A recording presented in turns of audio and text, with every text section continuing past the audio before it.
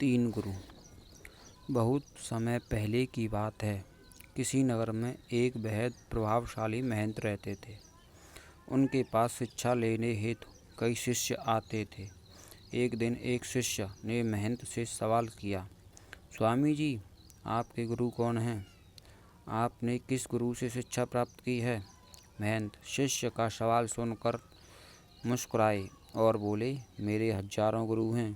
यदि मैं उनके नाम गिनाने बैठ जाऊं तो शायद महीना लग जाए, लेकिन फिर भी मैं अपने तीन गुरुओं के बारे में तुम्हें ज़रूर बताऊंगा।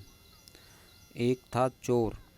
एक बार मैं रास्ता भटक गया था और जब दूर किसी गांव में पहुंचा तो बहुत देर हो गई थी।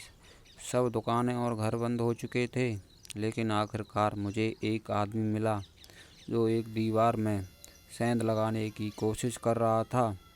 मैंने उससे पूछा कि मैं कहाँ ठहर सकता हूँ, तो वह बोला कि आधी रात गए इस समय आपको कहीं आश्रय मिलना बहुत मुश्किल होगा, लेकिन आप चाहें तो मेरे साथ ठहर सकते हो।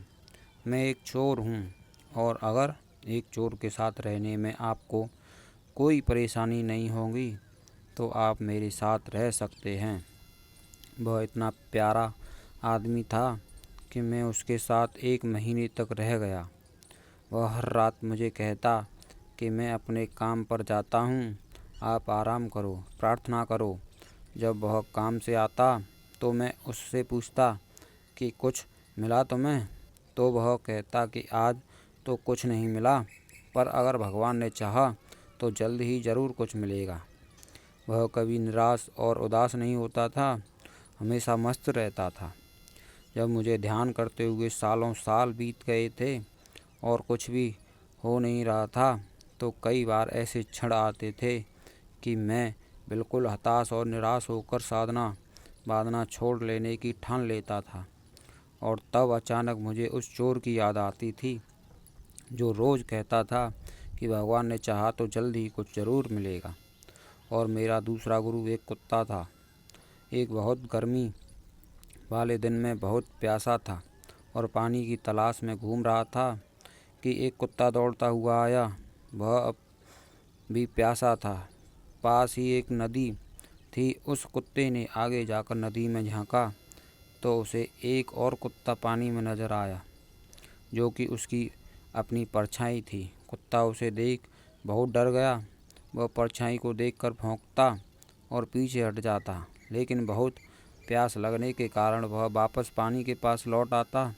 अंततः अपने डर के बावजूद वह नदी में कूद पड़ा और उसके कूदते ही वह परछाई भी गायब हो गई। उस कुत्ते के इस साहस को देख मुझे एक बहुत बड़ी सीख मिल गई। अपने डर के बावजूद व्यक्ति को छलांग लगा लेनी होती है। सफलता उसे ही मिलती है जो व्यक्ति डर का साहस से मुकाबला करता है। और मेरा तीसरा गुरु एक छोटा बच्चा है।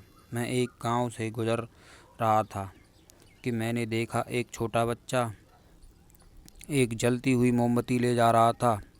वह पास के किसी गिरजाघर में मोमबत्ती रखने जा रहा था। मजाक में ही मैंने उससे पूछा कि क्या यह मोमबत्ती तुमने जलाई है? वह बोला, जी मैंने जलाई है। तो मैंने उससे कहा कि एक क्षण था जब यह मोमबत्ती बुझी हुई थी और फिर एक क्षण आया जब यह मोमबत्ती जल गई। क्या तुम मुझे वह स्रोत दिखा सकते हो जहाँ से वह ज्योति आई? वह बच्चा हंसा और मोमबत्ती को फूंक मारकर बुझाते हुए बोला, अब आपने ज्योति को जाते हुए देखा है, कहाँ गई वह? आप ही मुझे बताइए। मेरा अहंकार चकनाचूर हो गया। मेरा ज्ञान जाता रहा और उस क्षण मुझे अपनी ही मूर्खता का एहसास हुआ। तब से मैंने कोरे ज्ञान से हाथ धो लिए।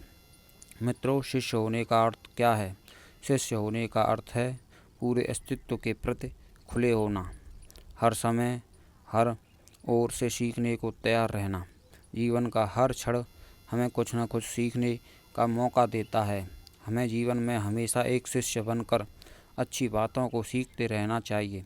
यह जीवन हमें आए दिन किसी न किसी रूप में किसी गुरु से मिलाता रहता है।